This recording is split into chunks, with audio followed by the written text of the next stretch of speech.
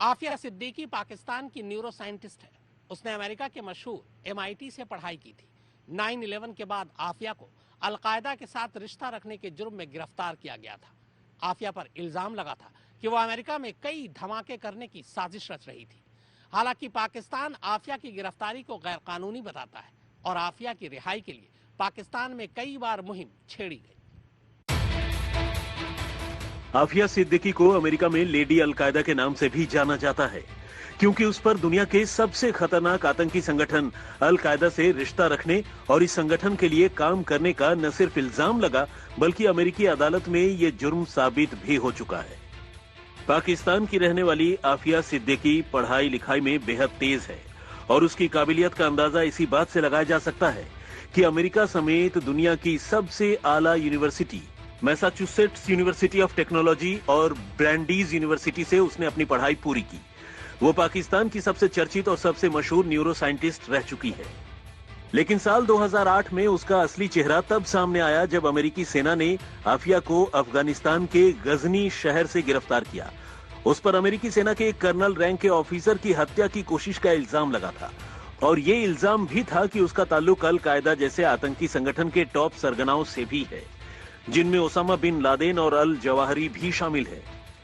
FBI के जरिए सामने लाए गए सबूतों के मुताबिक 2004 में ही जांच एजेंसी को आफिया सिद्दीकी की तलाश थी, क्योंकि उसके बारे में पहले ही सबूत मिल चुके थे।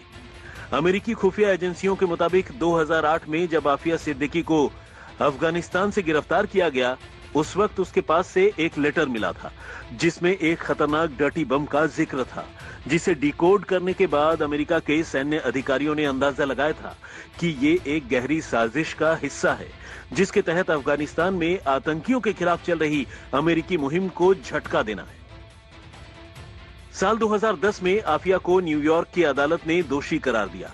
हालांकि अदालत में ये बात तो साबित नहीं हो सकी कि आफिया खुद आतंकवादी है, लेकिन अल कायदा से उसके रिश्तों के साथ साथ इस बात के सबूत जरूर मिल गए कि उसके न्यूयॉर्क वाले मकान में कुछ ऐसे खतरनाक रसायन और दस्तावेज थे जो उसके पास नहीं होने चाहिए थे।